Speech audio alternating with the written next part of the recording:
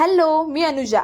30 जानेवारीला माझ्या आईचा बर्थडे आणि तिला बर्थडे गिफ्ट म्हणून देवस्थानं फिरवायची आहेत. मग काय सुरुवात केली देवरुखमधील सोळजाई मंदिरपासून. इथे आलो, दर्शन घेतलं आणि मग आम्ही पुढे मार्लेश्वरला जायला निघालो. जाताना वाटेत आम्हाला आंगवलीमधलं हे नवीन झालेलं मंदिर दिसलं. मी आईला म्हटलं, ऊन खूप आहे, पहिला आपण मार्लेश्वरला जाऊयात आणि येताना इथे दर्शन घेऊयात. पण नाही, ती म्हणाली, देवाच्या दारावर येऊन असं पाया न पडता पुढे जायचं नसतं. इथे आलो, दर्शन घेतलं आणि मग आम्ही मार्लेश्वरला आलो. आणि एवढ्या उन्हात सुद्धा ती नॉन स्टॉप या पायऱ्या चढते. पण माझी हालत फुल वाईट झालेली आहे.